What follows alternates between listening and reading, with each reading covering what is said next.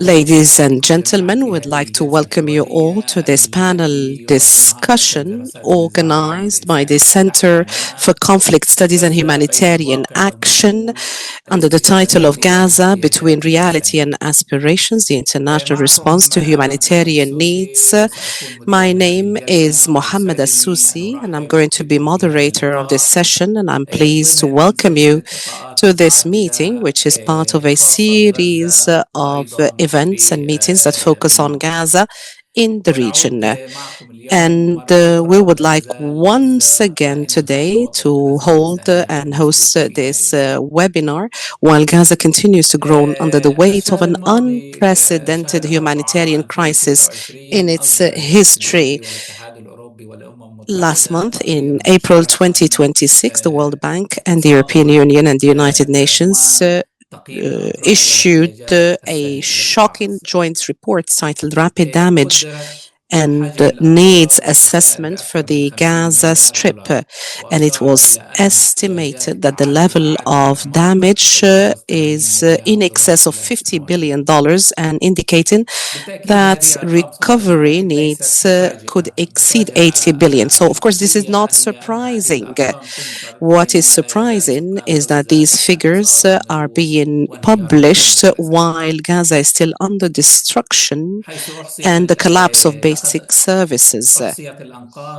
So bodies under the rubble have been counted and estimated. The cost of pain is reflected in those figures and numbers, but the number can express what is waiting means. So we cannot know exactly what is going to come, while the question to be posed here, the Gaza Strip is under destruction, and despite knowing the cost, the destruction and siege continue, and the catastrophe is being managed instead of being ended. So the shattering humanitarian reality remains hostage to the arrogance and supremacy of the unjust Israeli occupation. We're talking about one whole generation living beyond the boundaries of a normal childhood. So we're going to be having a constellation of experts, including officials, analysts, and field practitioners, to pose fundamental questions. Why is Gaza and its people are left in a state of waiting? And also, what are the structural obstacles that prevent that, and what roles should the various actors play, including the international community, the United Nations, and others? I am pleased to introduce our esteemed guests. We have Engineer Awni Abu-Ramadan, Commissioner of Economy, Industry, and Trade in the National Committee for Gaza Management, which was formed by the World Peace Board for the Management and Reconstruction of Gaza. And we have Mr. Omar Shaban, who is going to be with us in this segment, founder and director of Palthink for Strategic Studies. And we're going to have Mr. Amjad Shawa in his new role as a director of the Gaza Strip programs at the United Nations Development Program, UNDP, and assistant to the UNDP Special Representative. And we have Mrs. Jeannine, Hollaus, Director of Program Development and Quality at Save the Children in Palestine, and the voice of international NGOs working in Gaza. Would like to welcome you all to come in and allocating your very precious time to this particular webinar, to participate and be with us. But please allow me, before we give the floor to the different speakers, I would like to explain a certain housekeeping details. So I'm going to give the opportunity to each speaker to answer all the questions that I'm going to pose at once for about 15 minutes. And after all the speakers have finished, then we will open the floor for discussion, questions and answers from the audience, and we'll select the most relevant questions and direct them to the concerned speakers.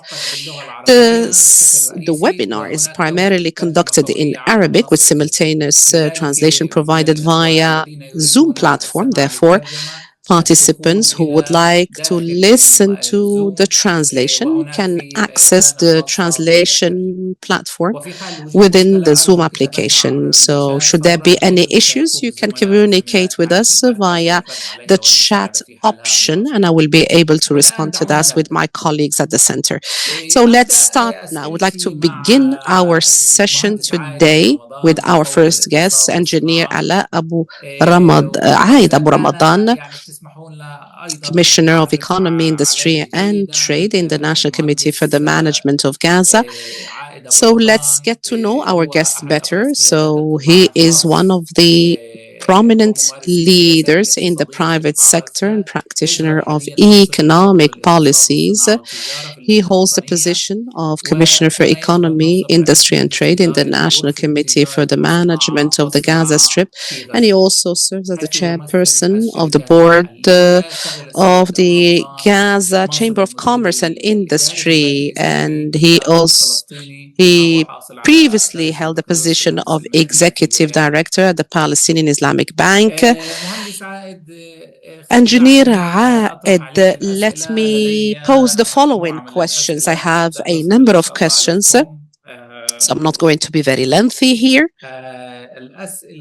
So the questions are as follows. So the first question,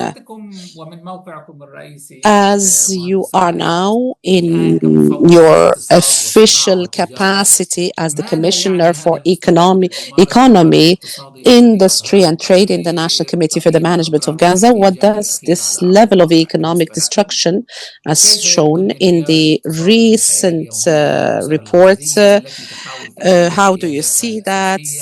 And also the economic collapse look like in the daily lives of Gazans and who are trying to secure their basic needs and maintain any normalcy in their lives? And also, how can the international community realistically contribute to meeting unmet needs? And my last question, to what extent do the ongoing Israeli occupation restrictions undermine efforts to address needs in Gaza? So go ahead, Mr. Aed, the floor is yours, and we're going to listen to your intervention for the allocated time. Thank you very much, Brother Mohammed. Good morning to you all. First of all, I would like to extend my thanks to the Center for Conflict Studies and Humanitarian Action for hosting this very important webinar. I would like to express my appreciation for the different panelists and distinguished guests. So if we look at the RDNA, the needs and the requirements, this is a report that was prepared by the World Bank, the UNDP and the EU. So this is a report that tries to summarize the situation on the ground for recovery and reconstruction. This is a respectable effort that is being undertaken, but this remains a kind of an interim document where we have tried to limit the different losses that have been subdued and relying on satellites images, but for us to be able to verify the results, we need to have a reassessment, a re-estimation of the losses subdued on the ground, relevant to each neighborhood, to each street, to each household, and also in the areas that are occupied after the withdrawal of the occupation forces from those areas. And it is temporary because the losses, the damages are in increase as a result of the continuous aggression on Gaza. So what was documented by this report that tries to underline the damage, the loss, and the needs, it does not only limit itself to the losses, but also it focuses on the collapse of the social and economic structures so that were functional despite the siege that lasted almost 30 to 40 years. So that يعني is عندما why نتحدث عن when we الطوال talk الاقتصادي بهذا about الحجم economic destruction, فإننا such as the one we نتحدث see on the يعني ground in عن Gaza, توقف here آلاف we're المنشآت talking الاقتصادية عن about العمل من المصانع ورش الإنتاج many المتاجر factories, الأسواق shops فقدان مئات آلاف uh, الأشخاص have لمصادر دخلهم become بشكل مباشر أو غير dysfunctional. مباشر So we're talking about انهيار في destruction that is سلاسل direct and التوريد والريادة indirect, and also والإسهام we have a وارتفاع collapse نسبة when it comes المعطلات to the والإنتاج supply بشكل chain غير and also مسبوق the logistical تآكل القدرة tools, الشرائية and للأسر إلى also مستويات the خطيرة purchasing بحيث أصبح capacity تأمين of الغذاء people والمياه has والدواء declined a أولوية great deal. So يومية securing تفوق أي اعتبارات water, أخرى. medication has become a priority that is الحياة beyond اليومية anything فرضت else. الأزمة So على when we شكل look at the يعني day-to-day أسر life فقدت of people, منازلها we find that وظائفها people have lost their ومقتراتها في jobs, نفس their الوقت فقدوا savings, كل their شيء homes. كل ما They have ذكر lost كثير من العائلات everything. طبعا فقدوا Many أحبابهم فقدوا families أقراصهم have فقدوا lost ذكرياتهم their ولكن loved يعني احنا ones, their بنتكلم عن limbs, their اقتصاد memories. غزة But here I'm كثير من focusing mainly and العائلات primarily تعيش on the اليوم على economy of المساعدات Gaza. الإنسانية المحدودة Many والواجبة families, they rely on المحدودة limited, في and here الكم I underline والنوع أو limited على in terms آليات of تكلفة kind قاسية and مثل تقليص quantity الوجبات بعض humanitarian aid that الأحيان is very يضطر الأهل limited. الناس And أن sometimes يكتفوا بوجبة واحدة certain people limit themselves to لعدم one كفاية meal الوجبات per day due to ويفضلوا the fact أطفالهم that there عن is limited أنفسهم يعطوا access الأكل to للأطفال food. ويتركوهم بدون أكل And على of course, الماء والخبز وما priority is دون ذلك given to children, and they limit أيضا themselves, the elderly باعوا or the older ممتلكاتهم people, they ما limit تبقى من themselves ممتلكاتهم to أو water استدانوا من الناس من plus أجل توفير salt, a kind of الأساسيات an الأكل electrolyte والشرب that they would resort to يعني due to حتى lack أصحاب of الأعمال food. الذين نجوا Even ماديا يعني businessmen سلبيا whose يواجهون businesses were بيئة partially اقتصادية شبه مشلولة لا secured, كهرباء مستقرة طبعا but في they الشرق do كهرباء not بالمرة have فقط اعتماد على electricity or بعض continued الكهرباء access to الموجودة من المولدات electricity. They الموجودة would في rely الشوارع on مثل certain القطاع الخاص generators أيضا that are ما في سوريا provided by ولا the private تمويل sector. There is lack ولا of قدرة على funding, الحركة أو liquidity, there التصدير is أو lack الاستيراد of بشكل movement, طبيعي وفوق كل import, ذلك أن export. الأمن All of معدوم these have تماما been وأنت impacted في as a منطقة result of the خطرة معرض situation.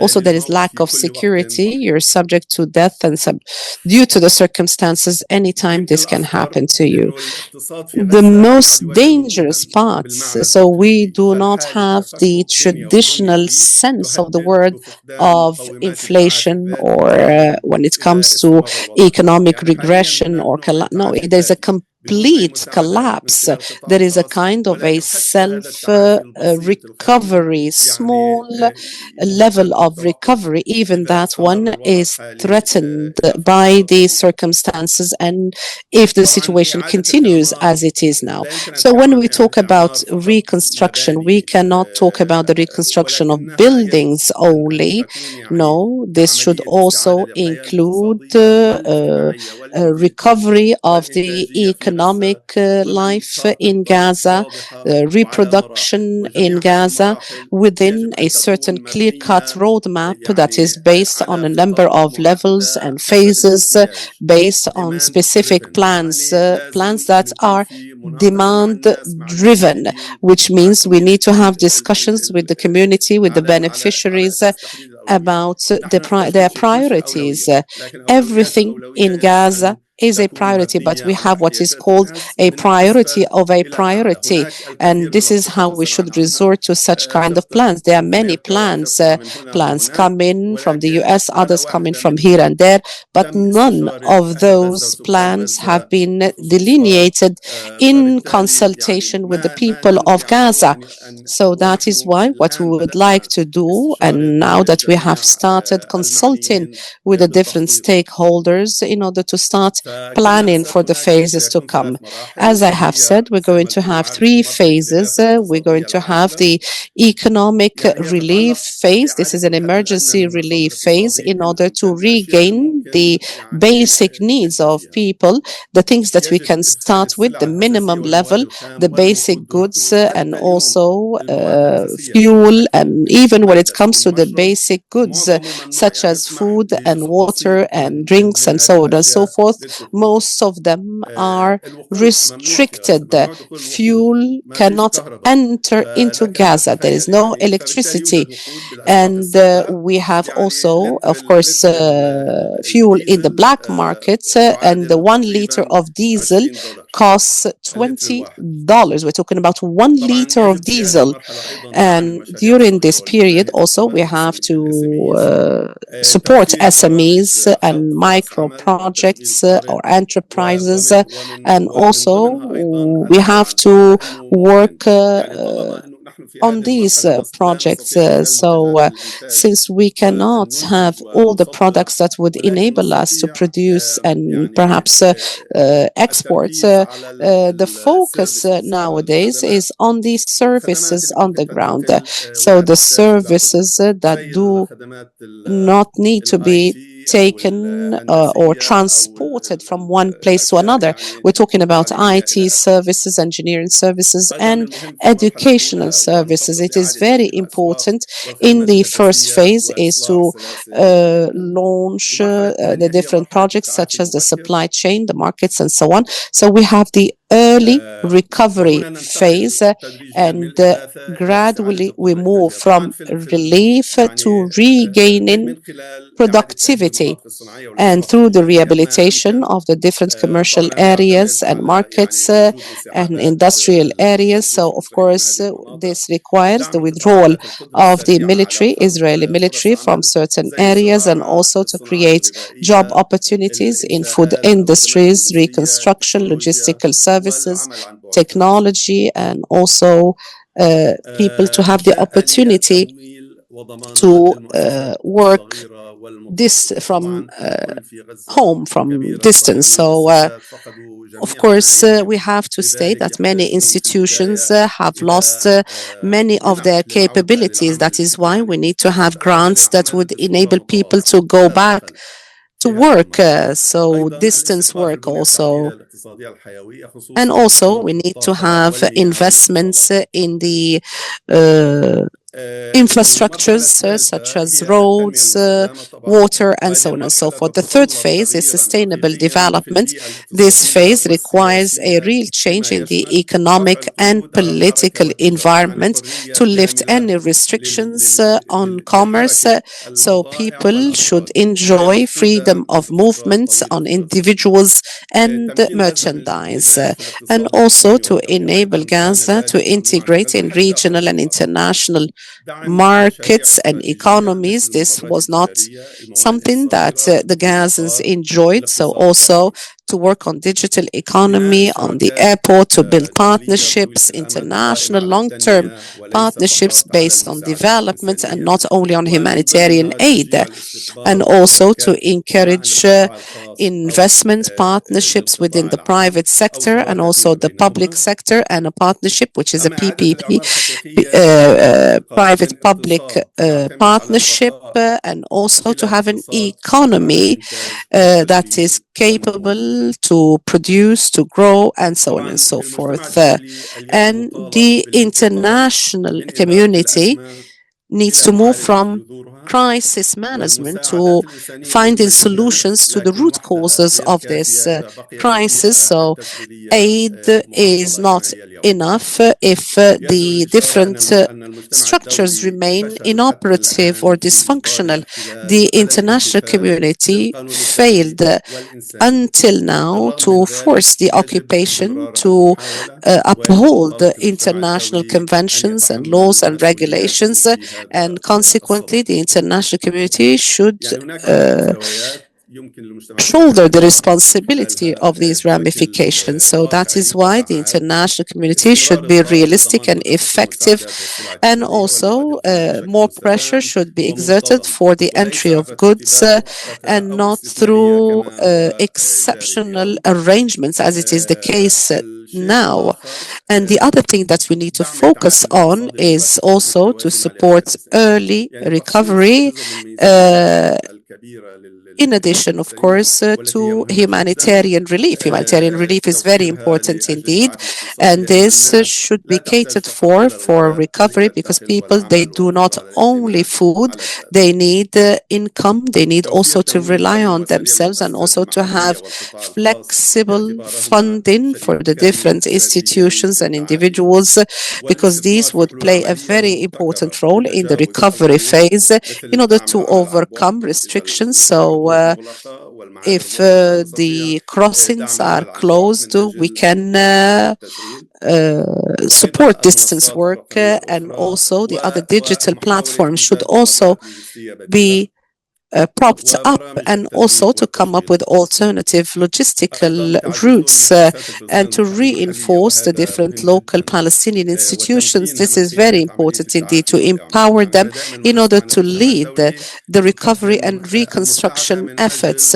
Yes, we hear that the international community is helping in order for the situation to go back to its normality or normalcy. But of course, without the participation of the local Palestinian institutions, this cannot be as fruitful. Yes, there is an integration of these institutions in these efforts. Yes, we know that these institutions come with limited efforts, but if they are not made responsible for what is to come in terms of efforts to be made for recovery, they would not be able to contribute to economic growth in Gaza. So any international intervention should move from the logic of managing needs and requirements to regaining capacity and capability on the ground. So these restrictions that are imposed, these are not only an impediment, no, these are the most important reason for this crisis in Gaza. Indeed, they are the ones who stand behind the crises that the Gazans and Palestinians are faced with. So that is why when we talk about any response plans, these can only be successful if the restrictions are lifted, because we're talking about restrictions that are imposed on many, many goods. So you can have flour, but you cannot have wheat grains, because they do not want the Gazans to produce. They want them to keep on consuming and have no opportunity to produce. Also, tomato seeds cannot be brought into Gaza. Fuel cannot be brought into Gaza. They want the Gazans only to consume and never have the ability or capacity to produce. And also the instability at the level of the crossings in Gaza, so the mechanisms that are used and the mechanisms that are followed in the last 2 to 3 years. The situation at the crossings was very, very difficult. We are not knowledgeable about the mechanism that is used at the level of the crossings. We do not know those who are allowed to have or bring about goods through the crossings. These are things that are made very enigmatic and in a premeditated way. So this is done intentionally. People do not know exactly. Also, restrictions should be lifted when it comes to banking transactions or financial transactions. So these financial transactions, the remittances are restricted, and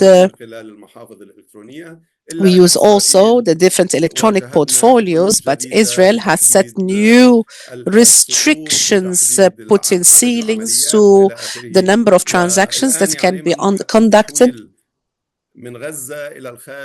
So transactions cannot be made from Gaza to outside Gaza through the use of dollar as a currency. So I'm not going to talk about the inaccessibility to international market. This was restricted for many years prior to this war. We cannot export from Gaza. There are restrictions on fishing. We cannot go beyond a certain level while fishing. Restrictions on energy, on the development of the infrastructure, and also communication. We're talking about still G2, and now the occupation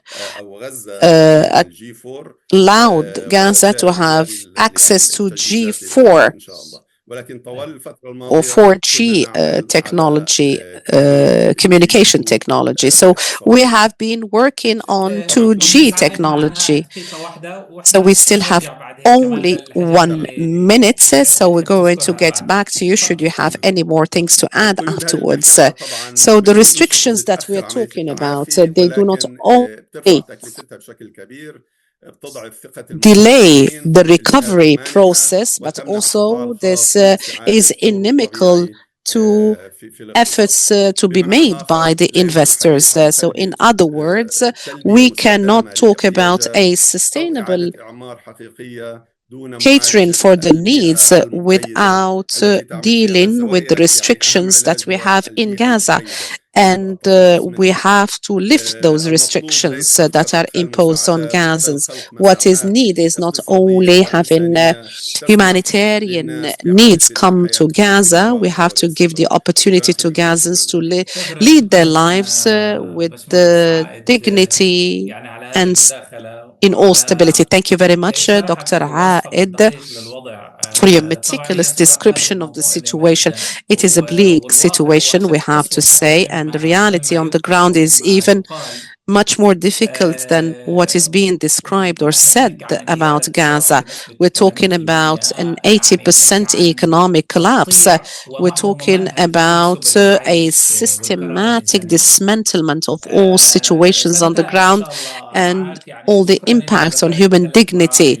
So you mentioned the three phases that you would like to undertake as a committee, and also the methodology that you would like to undergo and undertake with the local communities and the consultations that you conduct with the local community. So this is a bottom-up approach in order to delineate the different necessary plans.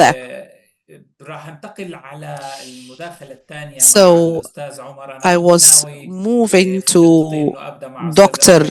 Omar, so I wanted to start with Professor Amjad and Jeannine, Mrs. Jeannine, but because Mr. Omar has a meeting at 12:30, perhaps I'm going to give him the floor now, if you allow me. So, Professor Omar, thank you very much for being with us. And we do enjoy your insightful analyses and analytical undertaking.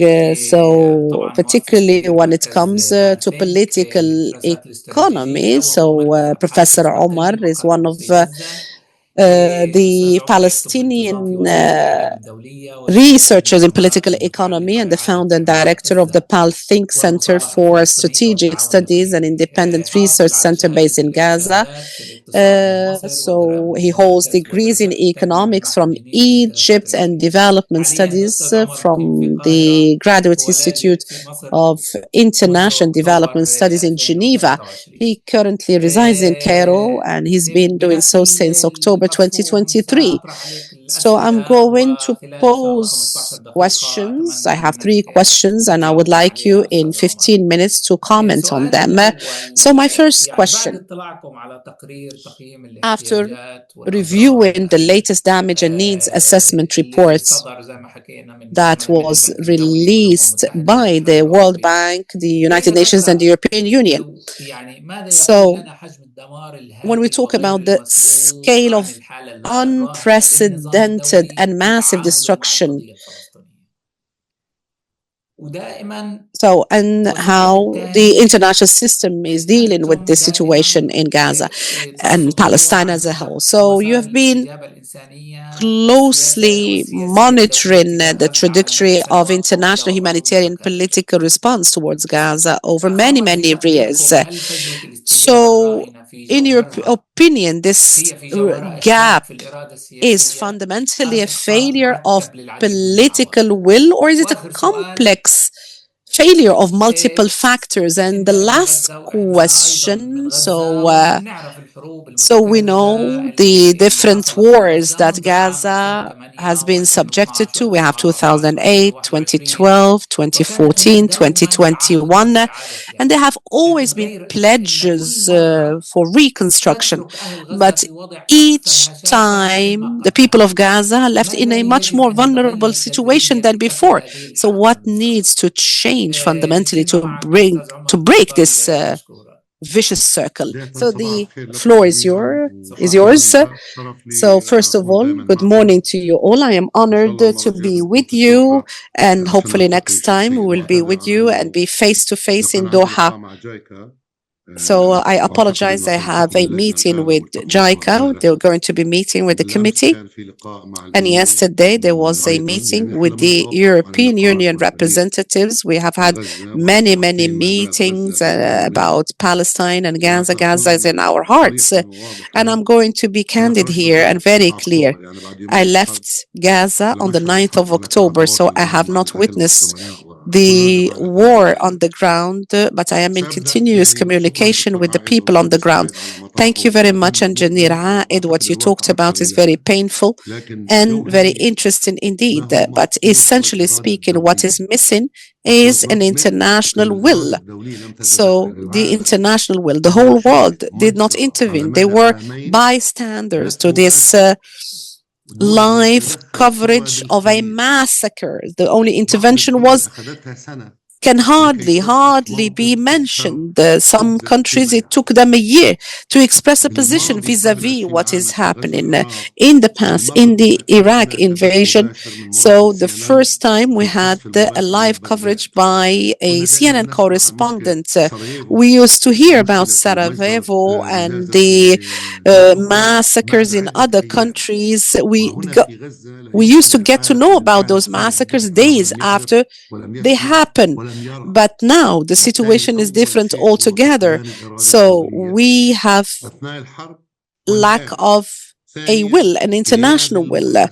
And also there is lack هناك of من يخطئ ولا يحاسب. accountability. ليس هناك So إرادة there is لمن no accountability. And when there is ارتكب no الخطأ مرة أخرى. accountability, there is no دكتور deterrence محمد والكلام whatsoever. للجميع، And غزة people will go تعرضت back to the 17 same اسكيليشن issues. في ال17 So عام Gaza الماضي. has been subjected to 17 حرب. 17 escalations and wars كنا بنعرفها 2008 2009 in the فسميها last 2012 17 شهور years. So we're 2014 talking about بعد 50 2012, يوم 28, 2021 22 2014, 23 2021, يناير 2023, 23 واكتوبر 23 and ومستمر October الحرب 2023, الآن، and the ولكن situation بأشكال is still مختلفة. ongoing in ونشرت different مقال في الوطن forms. باسم أحد المؤسسات البحثية So الكبيرة أن الحرب في غزة متواصلة ولكن the war بأشكال أخرى. in Gaza من in يوم وقف different الحرب في forms. 15 So أكتوبر since the لغاية ceasefire on الآن the بنحكي عن 15th of October 750 up to now, ضحية there have been وحوالي in هناك excess of 4000 جريحة. 750 استخدم victims that آلات have الحرب fallen. بكل انتهاكاتها. So all القتل، violations have been التجميد، قتل committed: أطباء، المهندسين، killing, المؤسسات الأهلية، destruction, الجوامع، killing of الكنائس، doctors, destruction of الموبيلايزيشن للأكل، and the الموبيلايزيشن demolition للمية، of الموبيلايزيشن للفلوس، mosques and انتهار السلم، churches, ترحيل الناس يلعبوا خمس ست targeting عشر مرات، old people, تدمير كل شيء، displacing people have been منع تغيير subjected to الحياة في قطاع continued غزة بما and يدفع الناس repetitive للهجرة، وليس displacement. الطبيعي، ليس هناك هجرة طبيعية، So هناك هجرة there's no إجبارية من خلال خلق ظروف voluntary غير منطقية. displacement. أنا People قرأت are في غزة هناك forced to 120,000 leave their فلسطيني في areas غزة في due to the مصر dire كلهم circumstances فوارسين on the للعودة ground. للوطن. Many هناك people الغير who have مستحقين قدر left سواء Gaza صارخين in للعودة 2023, أو all of them تركوا are مهما كان. keen تفضلوا. and want to go back to Gaza irrespective of the كل ما circumstances. They want to make it and go back كل ما to their يمثل homes. انتهاك للمؤسسات So all الدولية of these are للقانون الدولي. violations of وبالتالي نحن international نقول law to دائما هناك international 80,000 ضحية، هناك ما يخطئ وهي institutions. So القانون there الدولي. are القانون الدولي هو other ضحية أخرى victims as well. And one of للحرب the most الإسرائيلية important المتواصلة على victims غزة is بكل international مقاييس law في فقدان itself. الإرادة الدولية وفي We طمع lack كبير. this ولم international تؤثر will, القرار الإسرائيلي، and لا this مظاهرات الجامعات never ولا impacted مستوطنين ولا decisions مراحل جناية undertaken by العالم the في أجل Israelis, تغيير neither the Geneva مدى النكبة Conventions لسراييفو nor the international لعاشقها. laws كان and أمر رائع. regulations. None of them had تجارب any بعد impact الإعمار في شتى whatsoever الدول on the العالم Israelis. We اعتذر have الشعب gone to الفلسطيني Geneva, we بكلمة، have يعني seen, خذلونا and we بشكل feel that the أسوأ من أي international خذلان community had غير. failed us, and this failing is still ongoing.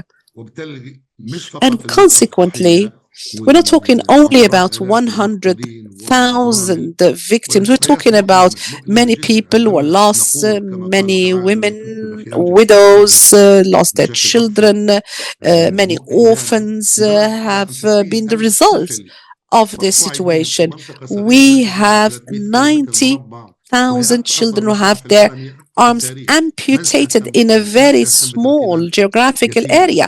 Who 30,000 is أرملة going to take care of و9,000 all these يستأهل. widows, these والعالم يشاهد، orphans, these العالم يشاهد. children with هكذا amputated الناس تعيش extremities? الحياة Who is going بشكل to take مباشر. care of them. So the whole world is watching.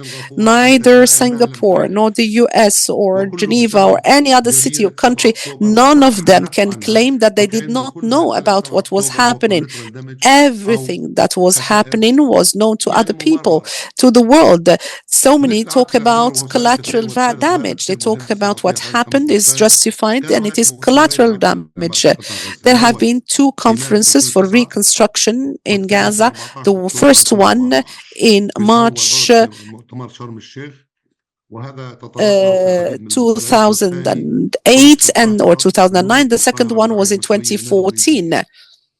And some of those efforts are sponsored by Norway. So there have been some pledges made by the donors, but after the end of the conference, these donor conference, the countries start being hesitant to meet and honor their pledges and what is paid as part of the pledges made by Clinton and Sarkozy and so on.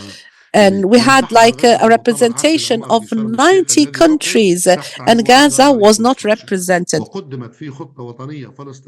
And there was a Palestinian national plan. 48% of the plan was allocated to Gaza and 52 to the Palestinian Authority. And here I'm talking very, very clearly about the situation. The same was repeated in the donors conference in 2014 that was held in Cairo under the sponsorship of both Egypt and Norway.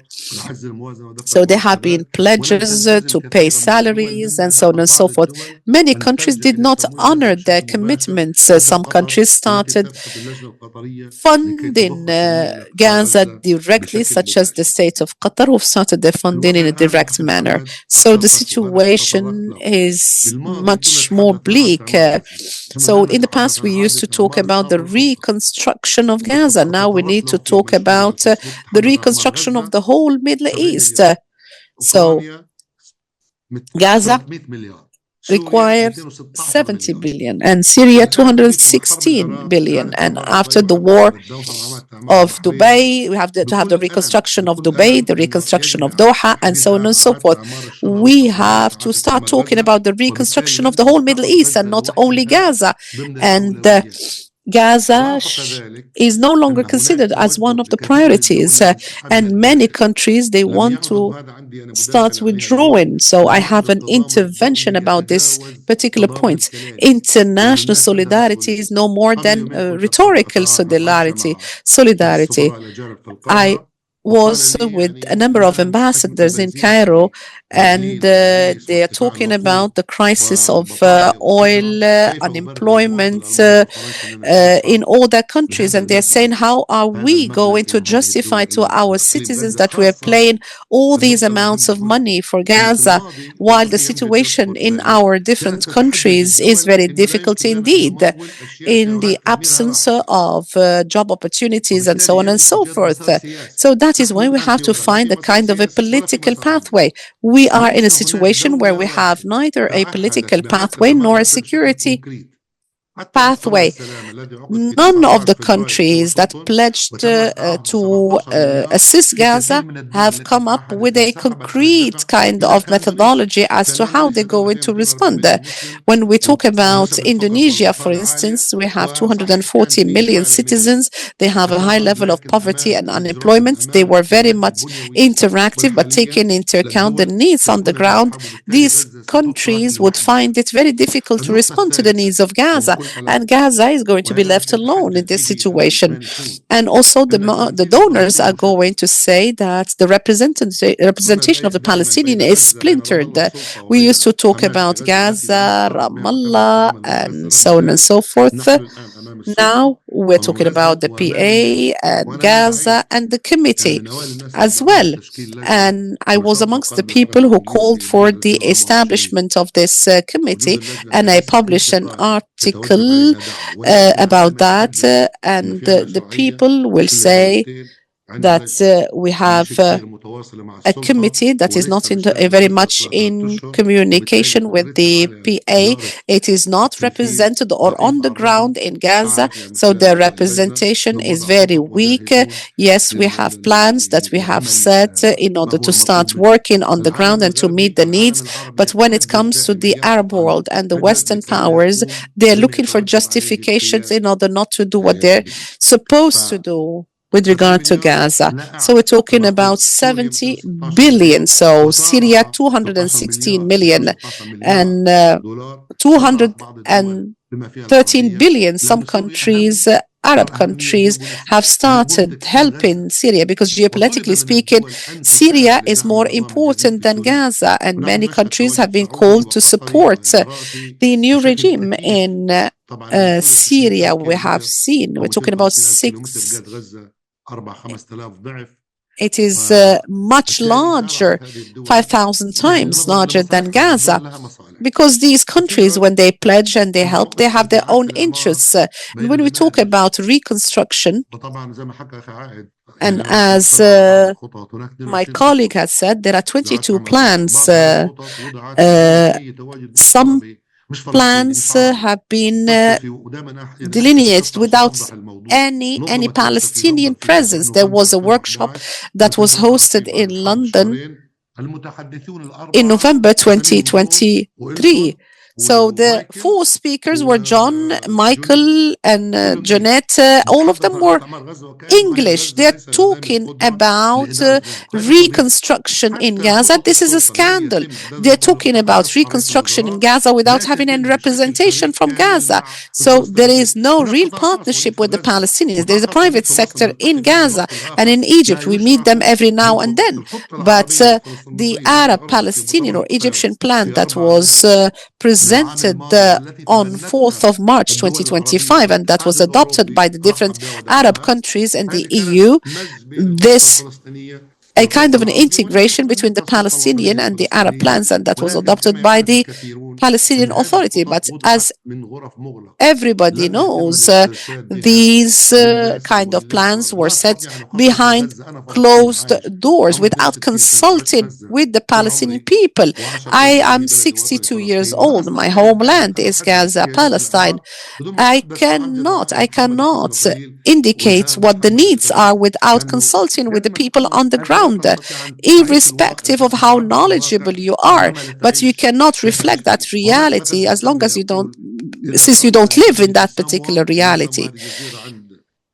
So you have to live in Samoa, as the New Zealanders say. So you have to know what the situation is, let alone Johnny or Edward or whoever who lives in London. How would he know about the needs on the ground in Gaza? How would he know about the needs and requirements of people for development and growth to be achieved? So I am pessimistic. I do not think that reconstruction is going to manifest in Gaza anytime soon. Many countries are going to justify the situation based on what is happening in their own countries. So Netanyahu persuaded Trump and told him that the war is over. It has come to an end because it is no longer in the main headlines nor in the front lines. So the whole world thinks that the war on Gaza has come to an end, but it is not the case. We have people killed every single day. People are martyred every single day. And Gaza, 40%. So we're talking about people who are going through these difficult circumstances. So many people do not have access to electricity, to food, to water as a result of this security situation. So what is required is to make sure that the Palestinians meet their needs after this ethnic cleansing, after this destruction, after the fact that we see the leaders of Palestine are not able to unify their ranks to be able to meet the needs of the Palestinian people. So we need to meet as Palestinians with no personal or private agendas. So this is the necessity now. They have to find a way out and an off-ramp to the situation that they are undergoing. So everybody is drowning now. So we have our national project that is undermined, and we need to solve this situation as soon as possible. Thank you very much, Mr. Omar, for this analytical presentation. And we feel the level of pessimism that you have reflected in your intervention. The situation is not logical at all. We have our people who live in Gaza, members of our families, and we know exactly how people are deprived in a systematic way, deprived of their own normal livelihood, and they are not able to meet their needs and requirements on a day-to-day basis.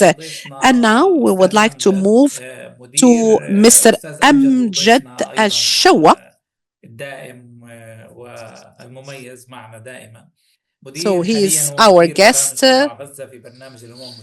So he's director of Gaza Strip programs at the United Nations Development Program and the deputy special representative of the United Nations Development Program. And he previously served as the director of the Palestinian non-governmental institution or organizations network in the Gaza Strip, and he worked also with Amnesty International previously, of course. So Professor Amjad, he combines two dimensions that rarely meet in one person. So on the one hand, he represents an entity that contributed to the preparation of the report that we're discussing today. And on the other hand, he lives in Gaza and witnesses the daily suffering and pain that people in Gaza subdue. So he knows this gap between the numbers of documents and what is being included in the different documents and what people actually experience. So Professor Amjad, as part of the United Nations team that contributed to rapid damage and needs assessments report for Gaza 2026, I'm not going to repeat the same question. What was shocking to you when it comes to this report? We are all shocked and we know the outcomes of the report. But how can you describe what you saw in Gaza that was not reflected fully in the numbers? And the second question, how do the Gazans cope with the collapse of their basic needs, including food, education, water, shelter, after this prolonged period of crisis and displacement? So since the beginning of the genocide up until the ceasefire, and as Mr. Omar said, that there were so many violations that were committed during the ceasefire. And my last question, and this is a question that I posed in a seminar that was hosted here in Doha.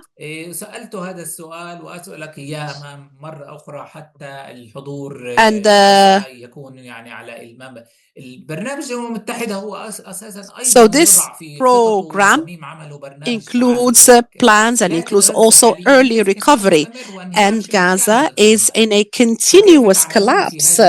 So how do you deal with this situation where we have the emergency components and also how to deal with the needs and requirements, and what are the tools that you have in your hands to deal with the situation?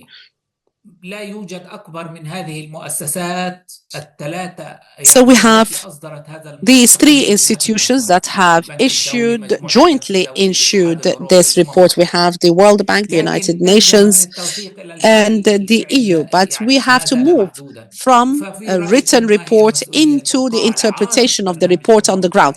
So that is why, what is the responsibility of this program and other programs as well in order to plug this gap? Go ahead, Mr. Amjad. حملنا عليك دائما يعني قليل إن شاء الله. تفضل. شكرا دكتور، وشكرا Thank you جزيلا very much, لتنظيم هذه Doctor. Thank الندوة، you for وتحياتي للجميع organizing من this قطاع غزة. event and greeting الحضور الكريم، all the يعني participants, أول مرة أقول ladies شكرا على and الاستضافة gentlemen, بالنيابة عن برنامج and المنظمة thank you الإنمائي، for hosting me on وأيضا behalf of you تقديرنا الكبير لدور and our المركز، وأيضا لدور great القطر المتواصل appreciation في جهود for التعافي the في role غزة. your center plays and وأود أن أؤكد efforts أن التقييم by the state السريع of Qatar للأضرار والاحتياجات are الصادرة also للرعيل the 2026 والذي RDNA, أجريناه which بالتعاون was مع البنك issued الدولي in والاتحاد April الأوروبي، يمثل خط 2026 أساس بالغ with the الأهمية EU, UN, والذي and the World أيضا Bank is of the utmost يرسم صورة importance. منمرة لتراجع It's at التنمية the في same قطاع غزة. time لقد draws a تراجعت التنمية very البشرية في قطاع bleak غزة picture. بمقدار 77 عاما. In, in Gaza, في حين تبقى the المساعدات human الإنسانية development الفورية is المنقذة للحياة put ذات backwards أهمية now قصوى، for عندما يجب أن يبدأ ذلك وفق 77 الهدف years. المبكر.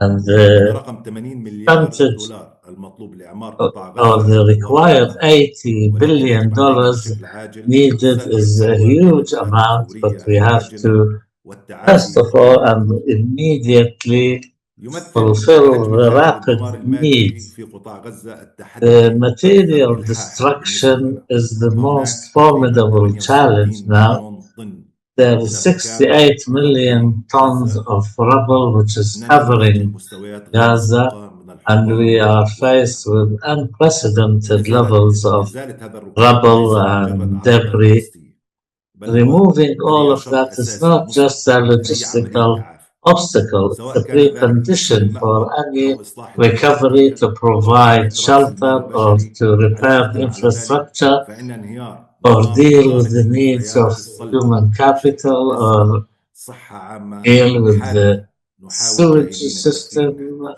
And وهو all الشغل of these إلى are ضمان very أكثر pressing and مليون طن demanding. متري من And المخفيات we're داخل talking المناطق about السكنية وبالأحياء المختلفة، ومن millions ضمنها of طبعا metric سوق tons الخباز of اللي احنا بنحاول جاهدين اليوم ترسيم refuse and مكان waste. وفرنا We مكان are desperately مجاور trying to جنوبا من find غزة a لنقل النفايات place بشكل مؤقت south of أمامنا. Gaza to remove this waste يتحرك برنامج there الأمم المتحدة temporarily. للإنماء بحسم على الأرض. The UNDP لقد قمنا حتى الآن بإزالة acts أكثر من according to what 311 is ألف needed. طن من الأنقاض Until now, we والرمال، managed to إزالة هذه remove الأمواد وإعادة استردادها للمناطق 211,000 السكنية، tons, مثل فتح and الطرق we are لتنقل trying to الناس من use الأسواق that for والمستشفيات والمدارس opening والمخابز. the roads كما and جمعنا enabling ما people يقرب to من reach hospitals 688 and ألف schools, طن من النفايات and الصلبة، also مما عاد بالمساهمة اليوم في 688,000 نزع tons of قطاع غزة. refuge لقد أدى has تدمير been شبكات المياه removed. والصرف الصحي The والطاقة إلى توقف destruction of الحياة the water فعليا. system, نحن sewage نعطي system, الأولوية لاستعادة has meant الخدمات العامة literally الأساسية to التي end تمكن المجتمعات من people's البقاء وإعادة ability البناء to في أي live, وقت، and ومن we خلال are إعادة desperately تشغيل المواد trying to المتضررة. help نضمن people, الآن and we do حصول that حصول through 300 ألف شخص على مياه الشرب repairing the والتنقية wells يوميا، to وتسوية provide عدد أكبر drinking مأوى water for وتوفير وحدات 300,000 سكنية people مؤقتة ما يسمى on daily بالمعايشة، basis, وتكفئ and العائلة وإصلاح uh, تقريبا provide 100,000 temporary منزل عائلي. shelters or Jews. عندما ندرس الفجوة بين الاحتياجات المقدرة And when والاستجابة we الدولية، نجد أن أحد أبرز study جوانب the القصور gaps يكمن في between تمويل the التعافي needs المبكر وإعادة and التأهيل الاقتصادي. the إن تمويل actual برامج التشغيل في حالات capabilities we الطوارئ have, ودعم and الشركات الصغيرة يجب also أن the يحدث ability بالتزامن to مع finance المساعدات and الإنسانية. support وحتى SMEs. يومنا هذا All of دعم this برنامج has to الأمم go المتحدة hand in للإنماء hand أكثر من with 6000 شخص. recovery programs. فرص Until عمل now, we تنشئ managed 3 to مكاتب help مساعدة 6,000 مساعدة people الطوارئ through تدعم 3 4000 centers من for المشاريع emergency الإنسانية help, الصغر which الصغيرة والمتوسطة. support 4,000 ولنكون واضحين، SMEs until بشأن now. To عملياتنا على be الأرض، clear, لا يزال برنامج الأمم المتحدة للإنماء the وشركائه يوجهون UNDP قيودا تشغيلية with our وهيكلية كبيرة. partners are إن القيود still المفروضة على دخول facing استعادات very الأساسية، وخاصة uh, الأسلحة والآلات restrictive الثقيلة لإزالة الركام وقطع limitations and الغيار، constraints لا تزال in تؤثر على كيفية providing وحجم spare عملية parts or التعافي المبكر. other needs, which all of this is, of course, impacting recovery efforts. And in this regard, it has to be said that the support by our international partners is of utmost importance. UNDP continues to be committed to the recovery, and this requires sustainable partnerships and to take care of the needs on the ground. I would also like to mention regarding your question, Dr. Muhammad, on recovery. لا استنوا لا مؤسسات ولا استنوا هيئات ولا استنوا حدا. People are doing the job they can at their own initiative, and they are not waiting. There is a discontinuation. The line is disrupting. And people are trying to do the job themselves. They are not waiting for organizations, and they are removing the rubble and the debris themselves. And of course, this needs help, it needs support, because they can do that with what's at their disposal, but local and international organizations have to help them. Thank you very much for your invitation, and I'm looking forward to your questions.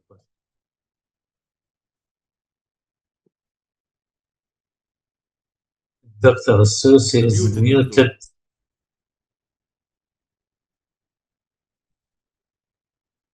We cannot hear Dr. Susi because he's muted. Thank you, Amjad. انت دخلت حالك في مشكله. فشكرا لك خلصت بدري. Thank you, Amjad. You saved us 10 minutes, and this gives us more opportunity later on for the Q&A. في مشكله ladies first. دائما الكلام تعطي جيني في الاول. You should have given Jeannine the right to speak as ladies first. لأنها جنين فأكيد Jeannine, because Jeannine is Jeannine, then طيب شكرا فقط. وعشان كده هعطيها وقت. we will bear with us. We'll give her extra time maybe to compensate. شكرا أخ أمجد. Thank you, Amjad. And definitely you live in Gaza. You feel the pain as a Gazan citizen, regardless of your capacity as working for the UNDP. These testimonies are very important. They provide us a perception of the very painful and bleak situation in Gaza. No matter how many words we use, we will never do justice to the suffering of people on the ground. Now we go to Jeannine Hollaus. Jeannine is the director of program development, quality development of the Save the Children Fund, and she supervises a team of experts, and she also leads in designing projects in Gaza and the West Bank. We all know Save the Children Fund is one of the largest international NGOs which is very active in Palestine and provides its support for more than 800,000 people. Jeannine has more than 10 years of experience in working for NGOs in the most complicated conditions in Ethiopia and Myanmar. She holds an MA and a BA in International Relations. And as I previously said with our other panelists, Jeannine, I'll ask you some questions and give you the opportunity to respond. Our first question is, what can explain the gap between the size of this documented needs according to the RDNA and the gaps on reality and the gap in response? And this weakness in the response? To what extent does it reflect a weakness in funding? And also, according to your field experience in Ethiopia, we want to draw on that. And according to that, in your experience in Ethiopia and Myanmar, what makes Gaza an exception so far as humanitarian work is concerned, especially what pertains to the suffering of children? And finally, how you in Save the Children Fund view this huge responsibility placed on your shoulders in view of the shocking statistics in the RDNA and the kind of restrictions on international NGOs in Palestinian territories, especially in view of the latest decisions taken by the Israeli authorities. You have 20 minutes. We give you 5 minutes extra. I fixed it. تفضلي جنين. Thank you. Shukran. Thank you. Thank you, Dr. Mohammed, for having me and for this opportunity to be on this esteemed panel today. I will speak a little bit about the specific work of Save the Children and the sort of concrete experience of NGOs in this context before delving into some of the concrete questions you've posed. So Save the Children has been operational in the occupied Palestinian territory since the 1950s with programs in Gaza, the West Bank, and East Jerusalem. And since 2023, our work in Gaza has predominantly focused on multi-sector and life-saving services. So together with our local partners, we've reached over 800,000 Gazans in 2025 alone, and half of those are children. We run 2 primary healthcare centers in Deir el-Balah and Khan Yunis, and 50 nutrition points, also called mother-baby areas. And together with our partners, we operate over 50 temporary learning spaces to provide basic non-formal education to children in Arabic, English, and math. We've also provided children and their caregivers with mental health and psychosocial support. And we run 20 child-friendly spaces where children engage in structured play activities and can simply be children. For boys and girls with specific protection needs, we also offer one-to-one case management support, including referrals to specialized services. And to meet the basic survival needs of households, Save the Children has also provided emergency cash and voucher assistance to more than 68,000 families in Gaza. Across all of our interventions, we ensure to address the specific needs and promote the inclusion of children living with disabilities. So I would like to illustrate some of our work and speak about the children we work with by sharing a little bit about Noor. Noor is a 4-year-old girl from Gaza. She lost all of her immediate family in an airstrike by Israeli forces that targeted the entire block she lived in during the early days of the war.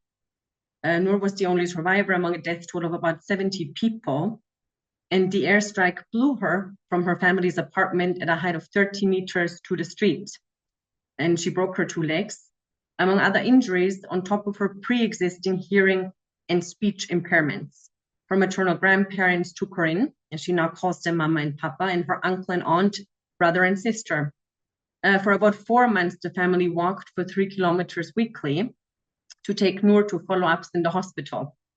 Noor had platinum implants in her legs and right arm, in addition to hearing and speech therapy. She still needs more surgeries to fix her both arms and jaw and ear. Noor is a resilient little girl who loves arts and drawing. She shows progress in her learning and blends in well with her friends at the Save the Children classes. Hoping to find better opportunities for surgeries abroad, her grandfather Ali applied for medical evacuation on Noor's behalf.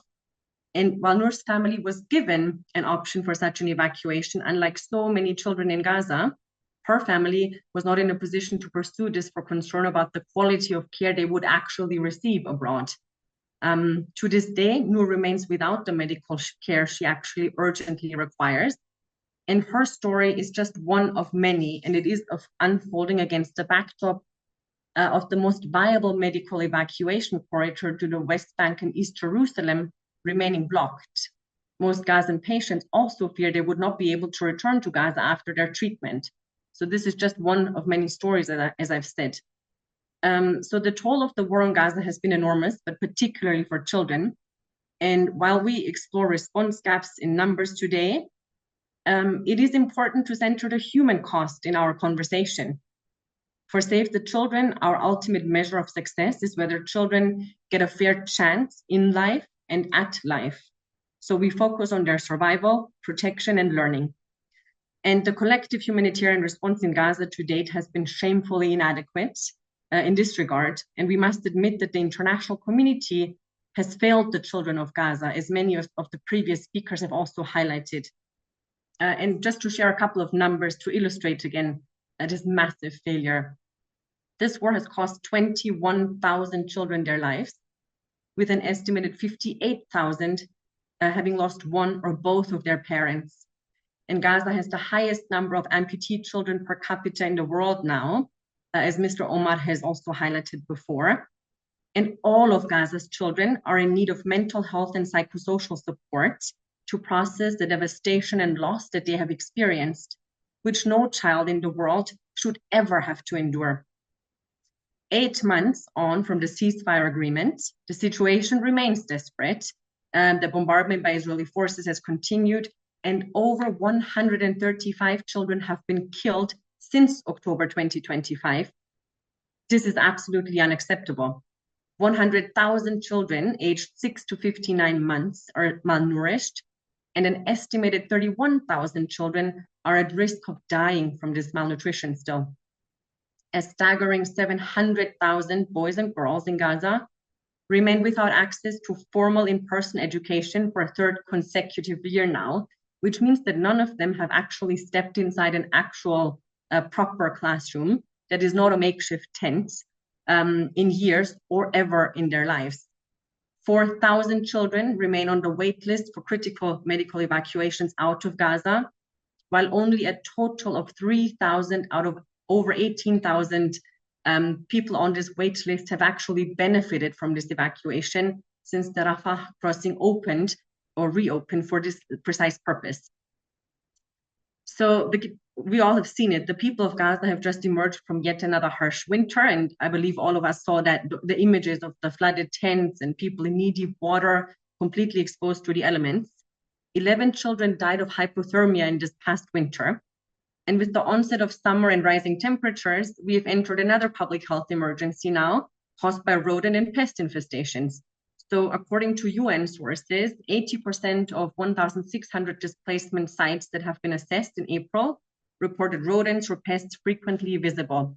Skin infections or rashes were reported in nearly 2/3 of all sites, lice in over 65, and bedbugs in more than half. About 2/3 of all children in Gaza are living in sites plagued by rodents or pests.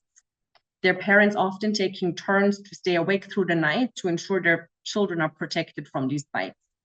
So these facts demonstrate that we are far, from any meaningful recovery or reconstruction efforts at scale. In fact, we've barely scratched the surface of an adequate humanitarian response to meet people's most basic fundamental needs.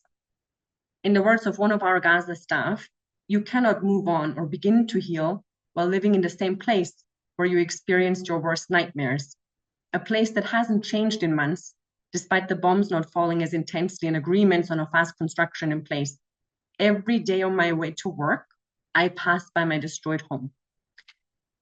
So in Gaza, the ceasefire agreement in place remains fragile and has shown very little respite and relief for civilians.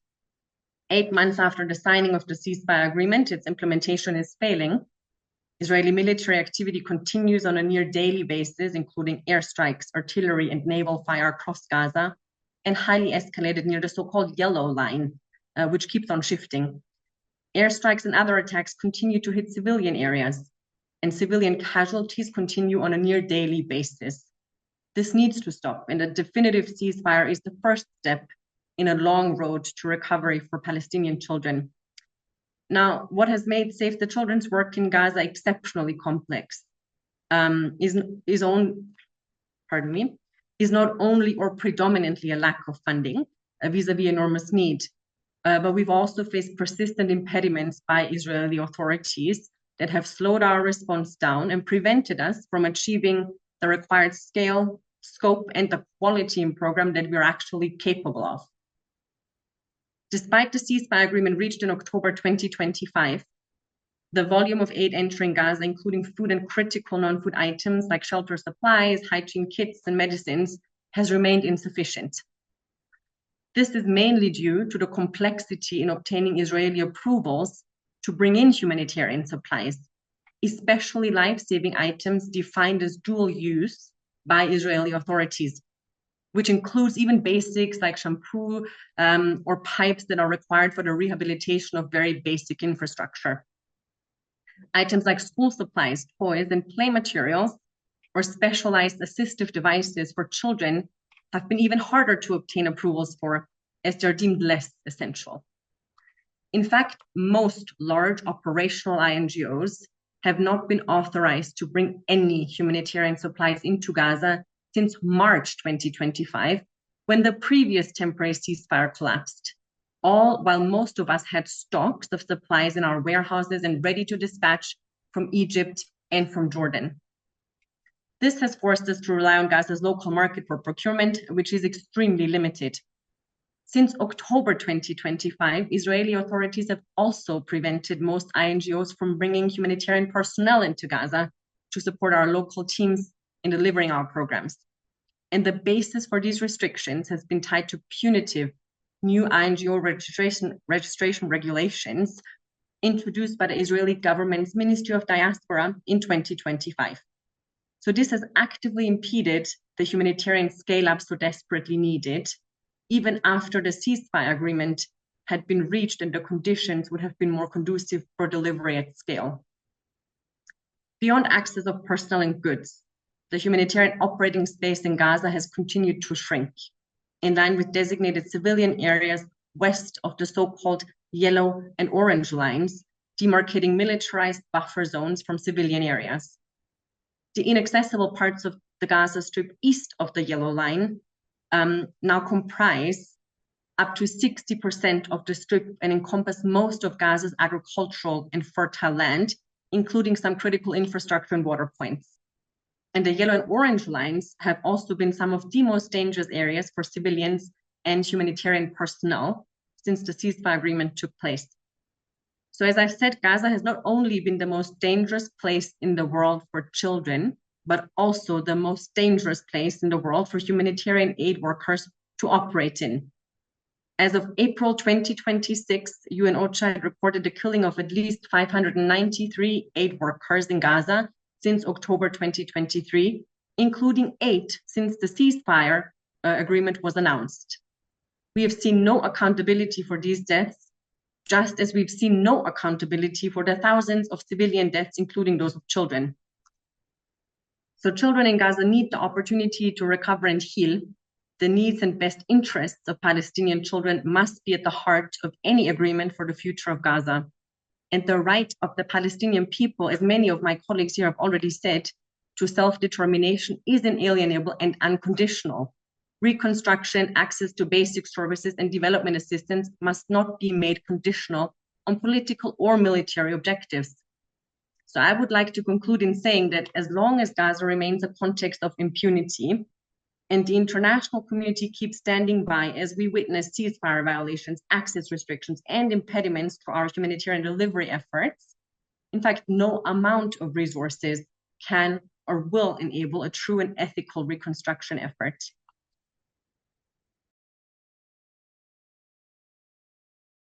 شكرا Jeannine. Thank you, Jeannine. Thank you very much. شكرا جزيلا. يعني بصراحة نعم يعني توضيح الصورة الخاصة بحياة الأطفال في Let us clarify the picture a little bit يعني شكل مميز regarding the lives of children. وفعلا What you highlighted really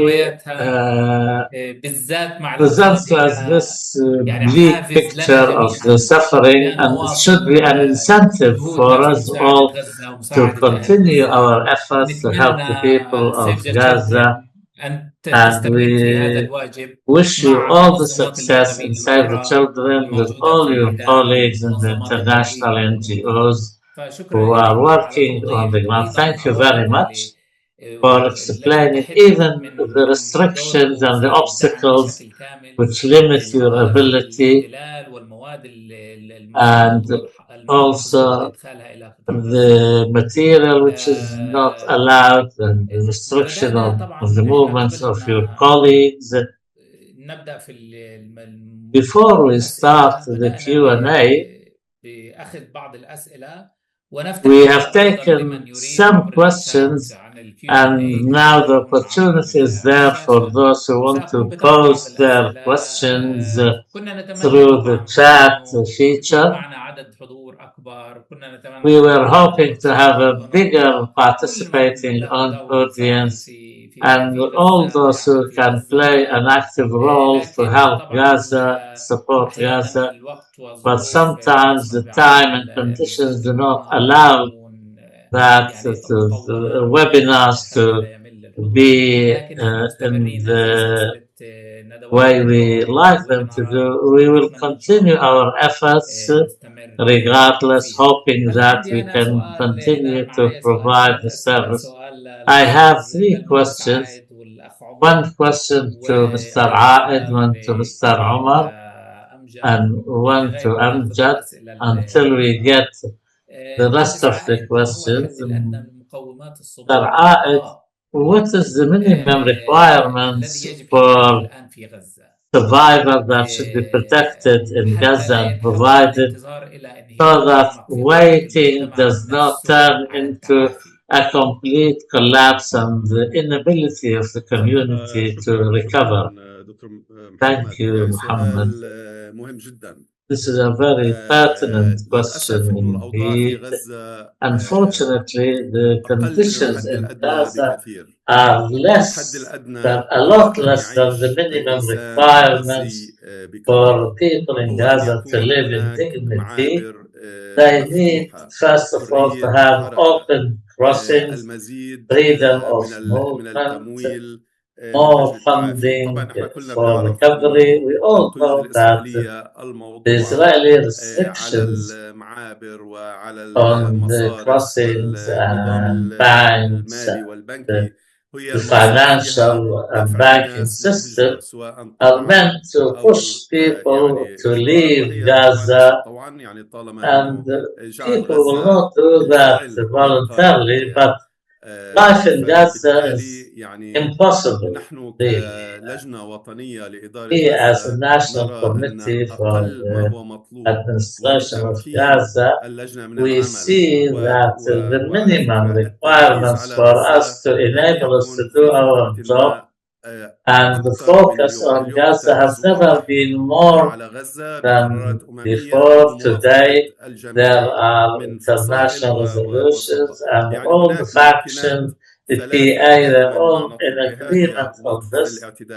We want, first of all, to end the daily assaults on Gaza, also to have one unified security apparatus to provide security, provide funding of the movement of freedom, at least for 1 year. Without these three pillars, nothing will be successful, and people will not be able to survive, really. Sir Omar, how can we break this vicious circle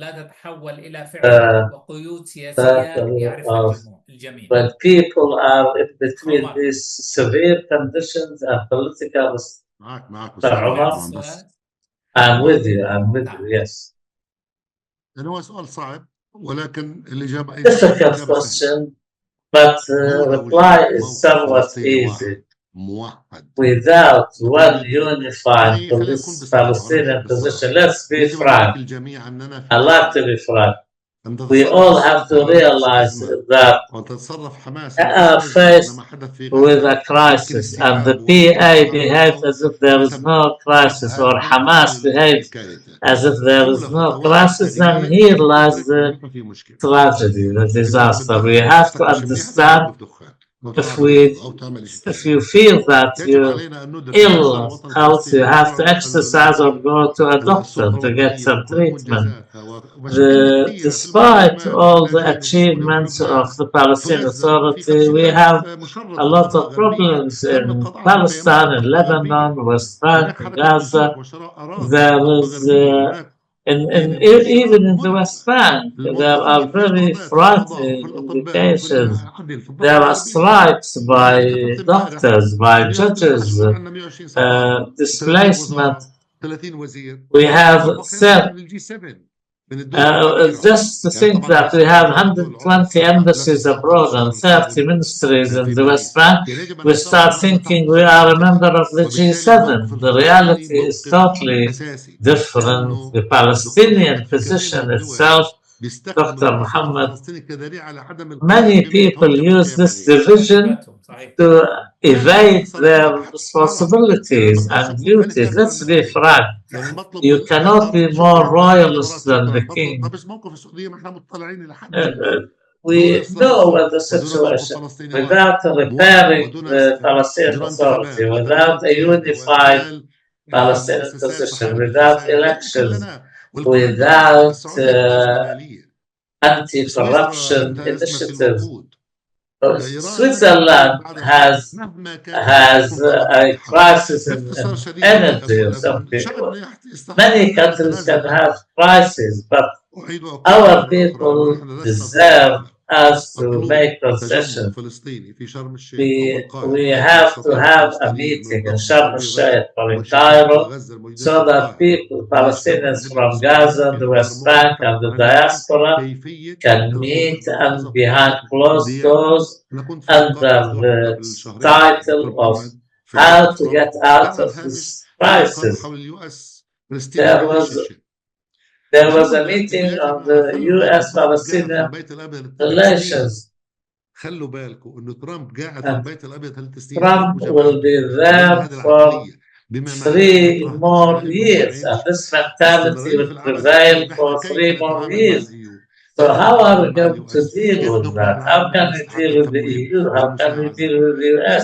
How can we get funding and help?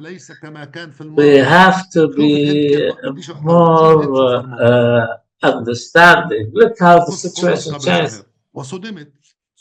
India, for example, Cyprus. I was shocked that the Cypriot president is in partnership with Netanyahu. In the last few years, he made 16 visits to Netanyahu without one single visit to Ramallah. So what is required? We are in a crisis. Everybody inside and outside are in a crisis. We are outside Gaza, but our hearts and minds are with the people of Gaza. Thank you very much. And this webinar is one of the means to deliver this message. That's why we are honored to be with you. Thank you very much, and I have to leave it here. Thank you. Mr. Amjad, then Ms. Jeannine afterwards. If people, despite all these conditions, as you said, Amjad, they are creative enough to do something, but how can we make sure that this ability for them to sustain themselves will not be considered an alternative to what the international community should do? Thank you, very important question. And let me mention some basic points here. I want to salute our local Palestinian civil society. They are one of the important pillars for the steadfastness of the people. They were the frontliners and the first responders for the Palestinian people. Today, we reiterate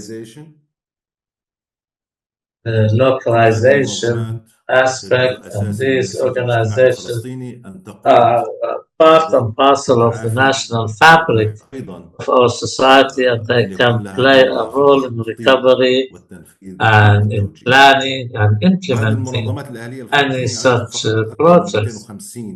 and they have lost more than 250 members of their staff. 85% of their offices have been destroyed. Some operate out of tents now to provide the basic services, and we, from the beginning of the war, are banned from entering help and aid into Gaza. Definitely, situation goes way beyond the description of a disaster.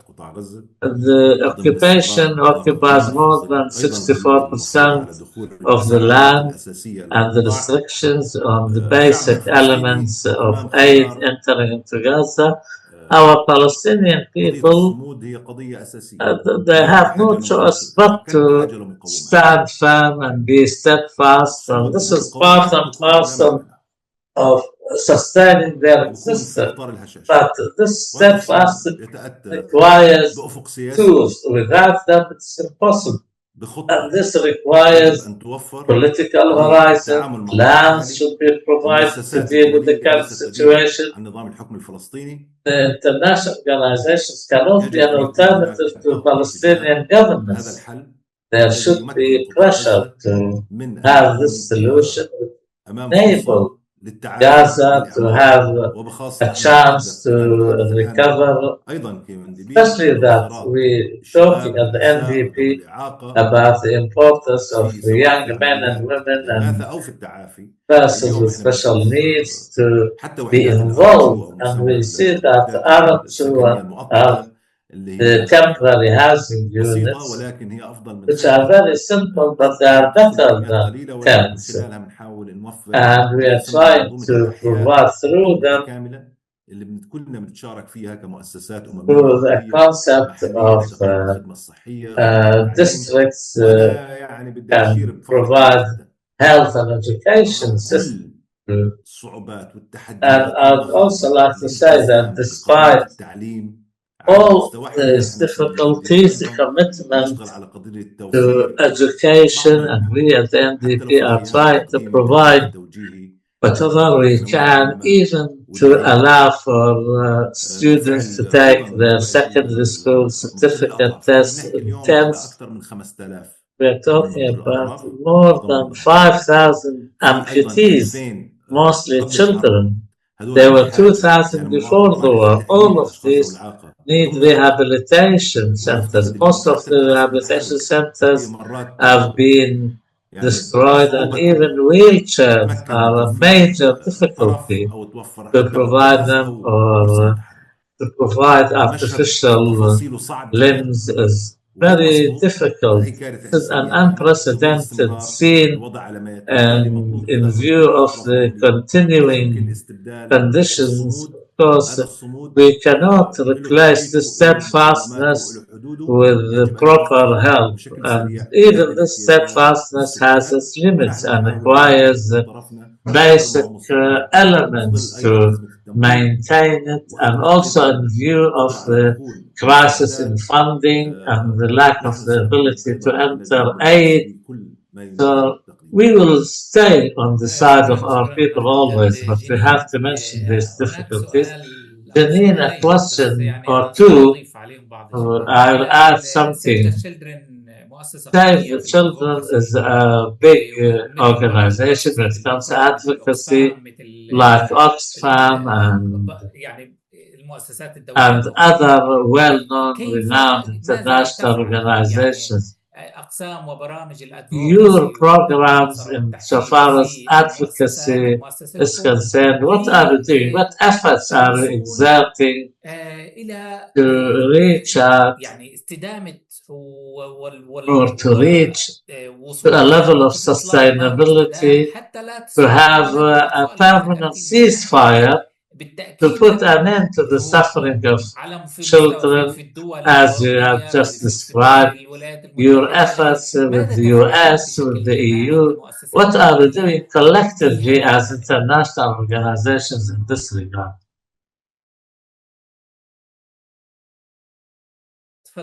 Thank you very much for this question. Yes, you're absolutely right. Save the Children is a child rights organization And with that, it's absolutely important to us to center, demanding the rights fulfillment for children in our work. So for us, advocacy efforts cut across everything we do. And we have key principles or pillars in our advocacy as well. One is for the protection of children. One is for access, humanitarian access, because none of this should be made conditional. And the third piece, importantly, is around accountability. And this is where we, as Save the Children, turn to the international community and through our network of member offices in different parts of the world, engage with policymakers at the highest levels possible, to not only highlight what is happening, but also the responsibility that, in fact, not only an occupying power holds, but also the international community holds in driving accountability. So for us, this is core to our work. And something we've done for years, in fact, decades, not just since October 2023.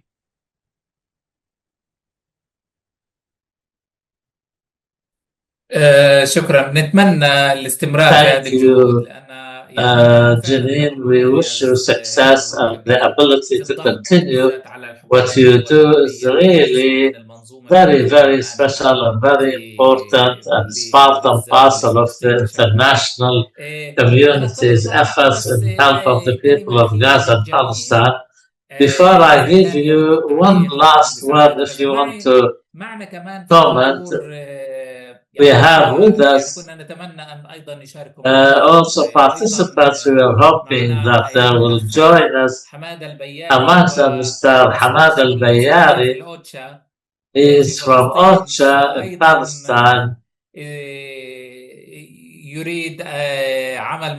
He wants to make a very short intervention. Please go ahead.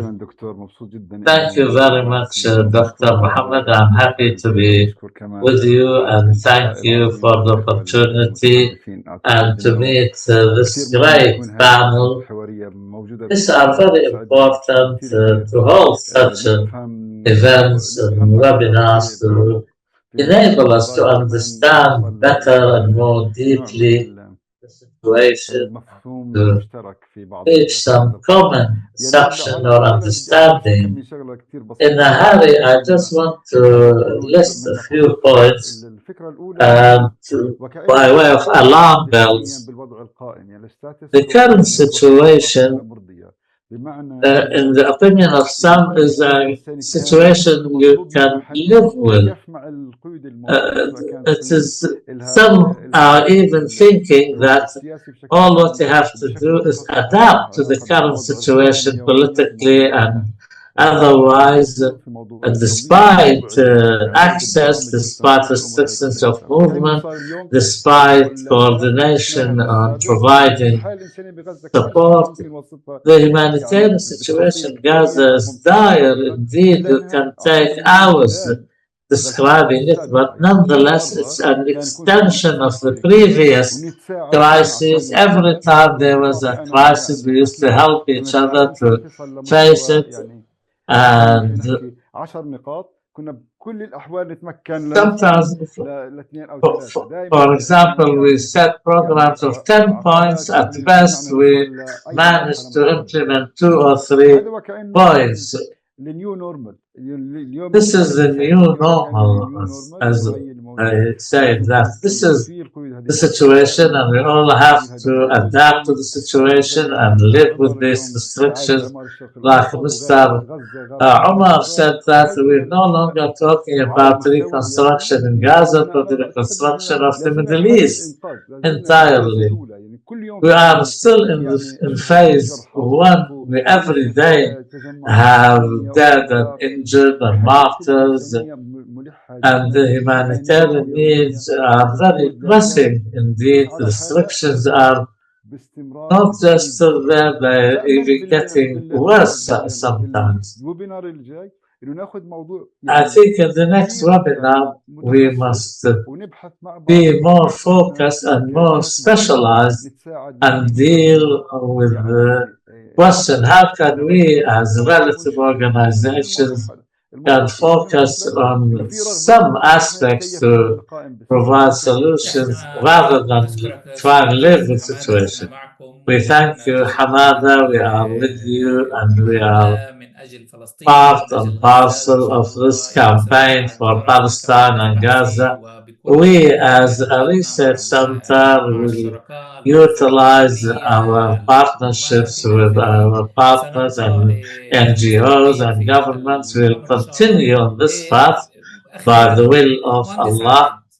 Finally, Mohandes Aed, in half a minute, if you have any additions you want to make, please, the floor is yours. يعني باختصار انه احنا مشكلتنا مشكلة Very سياسية briefly, والحل our سياسي. problem is a political one, and the solution والانبعاث is الذاتي والتكيف political one. واستعراض الآن نحن نرى الجانب Adaptation الإيجابي منه. is الآن a الناس تتكيف double-edged مع كافة الظروف يتحملون sword, يعني and كل people الأشياء are اللي doing what they صعب إنه can يتحملها to bear شخصيا. فهذا يعني responsibilities هي which are نعمة very التكيف difficult. الآن في This غزة is a نعمة. blessing لا نريد أن in يستمر its هذا الوضع right, but we إلى don't أكثر want من the ذلك، situation to ولكن هم continue صامدين for much longer. People are الآن steadfast, مسألة they're التمويل doing طبعا everything. كلنا بنعرف As for funding, يعني we من all الصعب جدا know that الحصول it is على التمويل difficult to اللازم من خلال get the necessary القنوات funding الرسمية، ولذلك through فإحنا official اللجنة الوطنية channels. For لإدارة this قطاع غزة reason, we نعمل at على the National يعني أفكار Committee جديدة for the استثمارية، Administration of صناديق استثمارية، Gaza, شراكات we بين working القطاع on new الخاص والقطاع ideas, الخاص أو partnerships العام between public أو and private شركاء فيما sectors, بينهما. يعني إن investment شاء funds, الله etc., نأمل etc. And أن by the نسير will of بشكل God, جيد وأن we نستطيع will have خدمة some شعبنا success في and غزة we إن شاء الله. manage to serve our people in Gaza. Thank you very much, and we hope that the National Committee will be with the citizen, consult the citizen. This is the bare minimum that you can do to gain their support and their advocacy when you eventually have the opportunity to reach Gaza. We have no one else but our people, our citizens. They are our party. Jeannine, last word? from your side.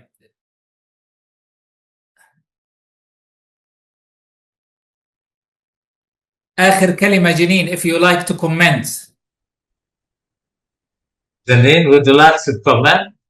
Sure, I'm very happy to come in with something. I think, it's very clearly established from all the panelists that our problem is a political one and the solution is a political one. But I think it's important to reiterate that certain things cannot wait in the meantime. So as we sort of hope for a political resolution, the people of Gaza have inalienable rights, and one of them is for humanitarian relief. And I think at this point, while we wait for some of these new emergent structures, to take shape, the things that are agreed under the peace plan, for example, the International Stabilization Force, which has not yet entered Gaza, or the Technocratic Committee, which is still yet to take its full shape and responsibility, let alone enter the Gaza Strip. I think it's important to remember that the one system that is operational and functioning is the traditional tried and tested humanitarian delivery system, which is led by the UN agencies. And I'm sure that Mr. Amjad would agree with me here, but whose backbone, in fact, are Palestinian civil society organizations and their trusted international partners. And I would like to count Save the Children among them. And this system is rooted in shared operating principles. And these, again, are rooted in shared humanitarian principles. So I do think that the systematic undermining of the system is what we need to focus on in the immediate first instance. As we're awaiting a political push and larger sort of resolve on big questions, let us not lose sight of some of the perhaps lower hanging fruits around some of these impediments we're navigating.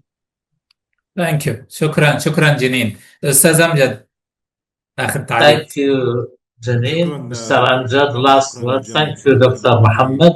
Thank you to all our colleagues. One short, a week ago, I was in the Zaytun area. We were going to the shelter. This is the place where I was born, in Zaytun. Congratulations, a beautiful area. ما في أشتال، despite the fact that there is no seeds, there is no nurseries to do anything from the point of view of agriculture. You find people still planting, and I found some like 3 acres being planted with vegetables. And I once again remind all of us about the children that the basic requirement for children is education. With the combined efforts of all of us, camps and the shelters, everything is important, but education and psychological support, they do not allow any schooling items, books and pencils, and etc. Providing that will be one of the important things. This is one form of survival which is important for us as Palestinians, to enhance our ability to survive until the political solution comes. And once again, I emphasize on the importance of asking people's ideas. The people, our people, can provide all our leaders, political, educational, economic, because they live through these conditions and they know better. Is Mr. Omar with us, or has he left us already? طيب. Okay. Seems that إذا كان لابد يعني أقولها بصراحة شكرا finally, all what I can do now is thank you to our panelists for their frankness, for their transparency, for their beautiful performance, and to provide a very realistic picture. The crisis is political indeed, and the RDNA report was a wonderful effort so that no opportunity is left for anyone, for the international community, to evade their responsibility. The entire world now is faced with their responsibilities without any ambiguity. They must know this is the situation in Gaza. We, on our part, will continue with you, and we appreciate your efforts, all of you, at the National Committee, NGOs, UN, all. Thank you all, Mr. Aed, Mr. Omar, and Mr. Amjad, Jeannine. Thank you very much. It's been wonderful to have you with us, and we also thank the Center for Conflict and Humanitarian Studies and our participants. We hope that this webinar did something to raise awareness in the world and be a step towards some real concrete steps and not just a theoretical contribution. Thank you very much, all of you. Thank you.